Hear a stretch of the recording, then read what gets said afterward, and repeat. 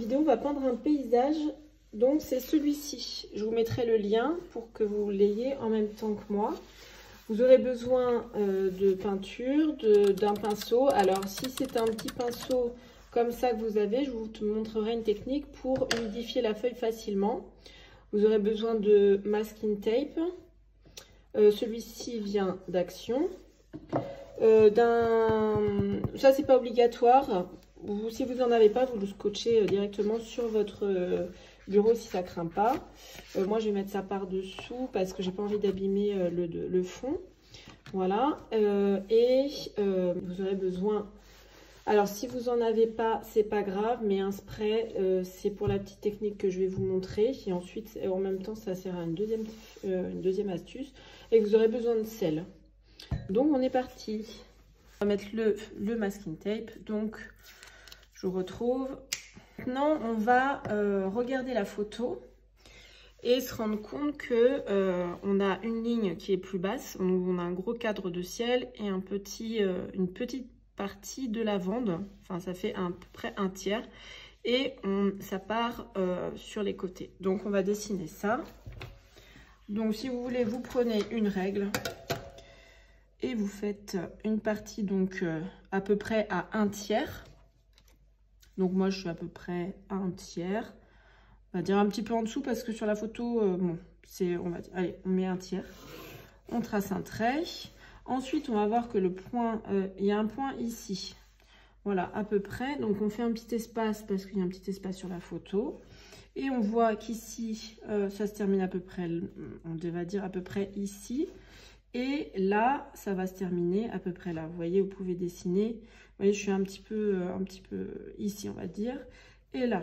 Et ensuite, ça se finit à peu près là. Le deuxième rang se termine ici. Et le reste, on ne va pas le dessiner. Là, ça se termine à peu près là. Et l'autre se termine ici. Ensuite, on n'a plus qu'à tracer. Donc ça, c'est de la perspective. Là, il y a une petite bosse. Donc on essaie de faire les mêmes de chaque côté. Donc ici et là, j'ai à peu près la même bosse. La même distance. Et la petite bosse d'à côté, on va la faire aussi. Voilà. Ici, on va faire la petite bosse. Et les autres, vous voyez, ça part, on les voit plus trop. On y va, on trace. Et on trace ici.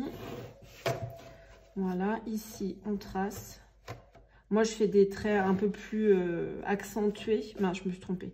Je fais des traits un peu plus accentués pour que vous puissiez les voir. Au niveau du matériel, je ne vous ai pas dit, j'utilise le papier Winsor & Newton que vous trouvez un peu partout.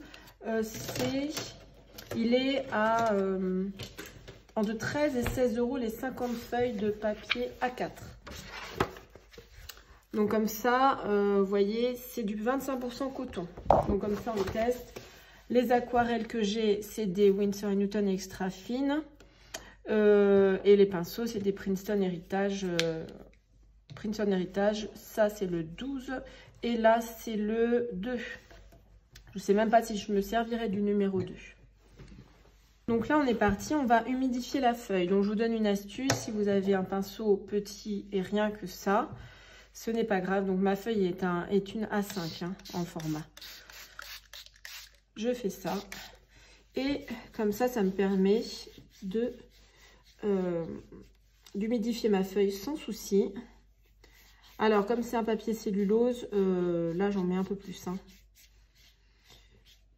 Quitte à attendre un peu que ça sèche, que le papier absorbe. Mais clairement, il n'a pas du tout les mêmes propriétés qu'un 100% coton, même malgré qu'il y ait 25% de coton. C'est quand même pas pareil. Hein.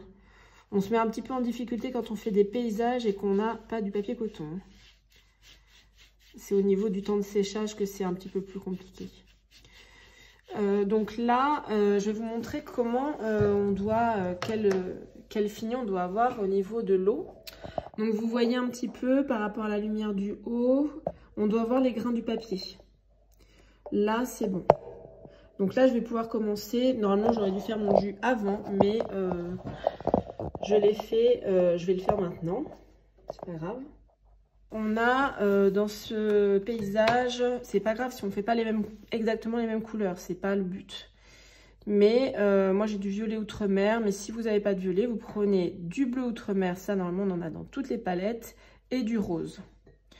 J'ai 2 pots d'eau, donc bon, je rince sur l'un et je reprends, je nettoie bien avec l'autre, mon pinceau. Mais là bon, là j'avais pas beaucoup de couleurs dessus. Donc là voilà, on est à peu près sur celui du haut. Donc là je vais imbiber mon pinceau de cette couleur. Je fais attention à ce qu'il n'y ait pas de gouttes qui tombent. Et je vais passer tranquillement ma couleur. Vous voyez, j'ai un petit peu trop d'eau ici, j'ai pas fait attention. Donc je prends un chiffon.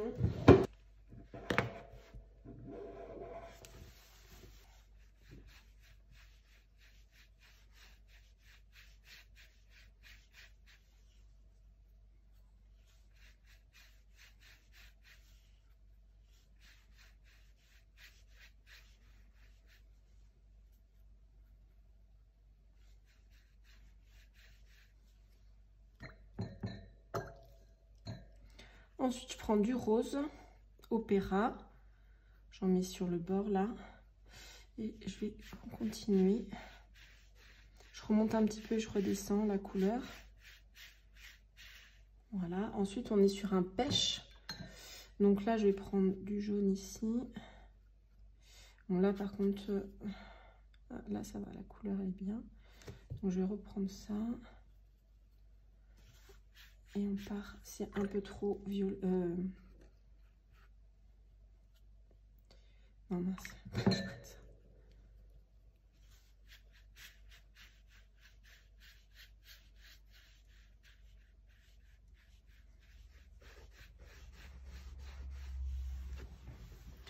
Beaucoup moins évident de fondre la couleur avec du papier cellulose hein, quand même, même s'il y a du coton costaud. Hein. Là, par contre, j'ai essayé de rattraper le tir.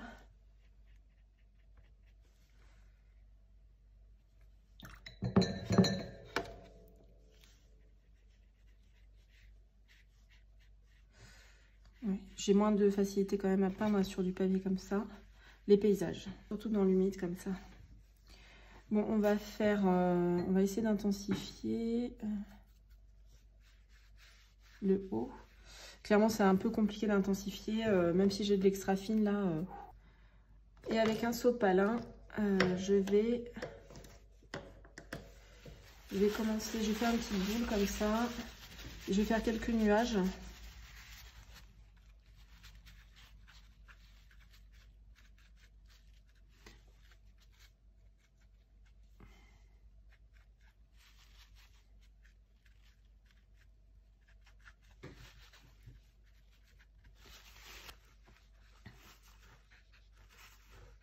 Bon, clairement, je préfère faire les nuages au pinceau. Vous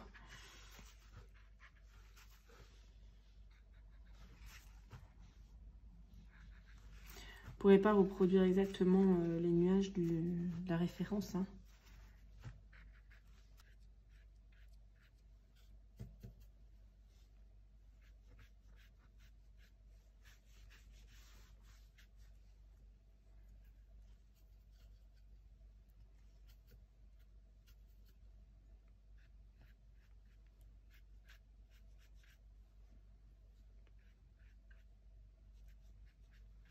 Donc là, ce que j'essaie de faire, c'est d'intensifier un peu pour que ça me crée un mouvement. Donc là, pour moi, j'ai fini le ciel. Je ne vais pas aller plus loin. Peut-être les nuages un peu. Mais ça sèche tellement vite. Et ça part, ça granule et tout.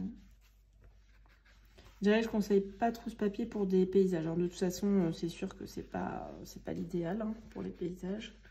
Rien ne vaut du papier coton. Quoique après. Ensuite, on va faire sécher.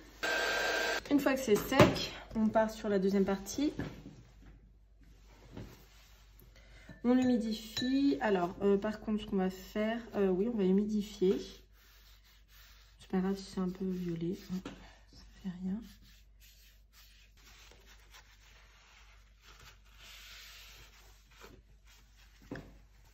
on va faire ici. Donc moi je vais prendre de l'ocre jaune. Juste en mettre comme ça. Je veux pas que ça soit trop foncé. Voilà. Et après, on va mettre, je prends du vert de vessie avec de l'outre-mer, la même couleur que j'ai utilisée en fait pour le ciel. Et je vais faire des touches comme ça. Par contre là, je vais faire la ligne ici et la ligne ici. Pareil de l'autre côté. Et ici. Et là, je tapote.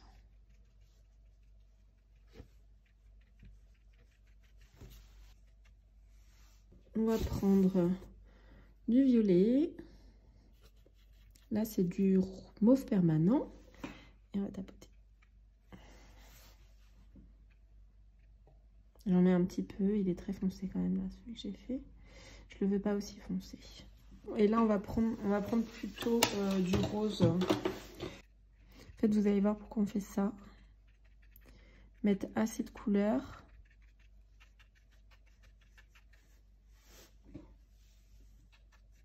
Limite, je préfère cette partie où c'est plus doux. Mais bon, il faut quand même que ce soit un peu pétillant au niveau des couleurs.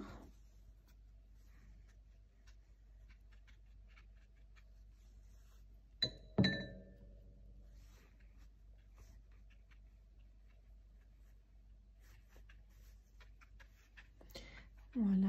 Le vert, je vais en rajouter de l'autre côté.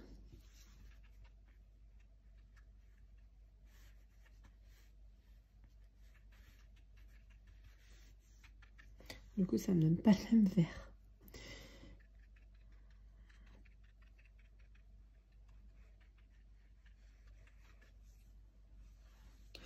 Voilà, une fois qu'on a fait ça, on va sécher notre pinceau et absorber tout le liquide qu'il y avait sur cette ligne.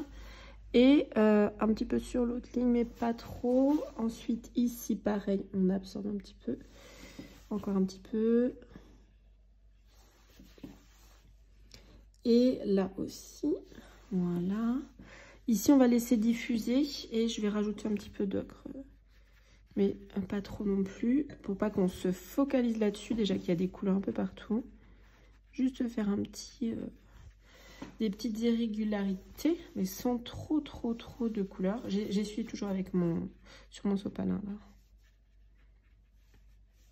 Ensuite, on va prendre du sel. Et là, on va passer le sel ici. C'est ça qui va faire les petites formes, petites aspérités.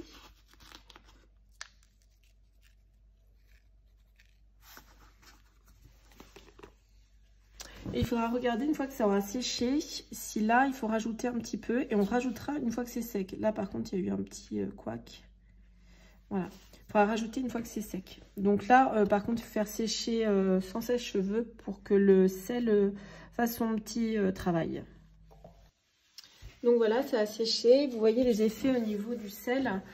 Donc là ce qu'on va faire, on peut rajouter des petits grains de lavande.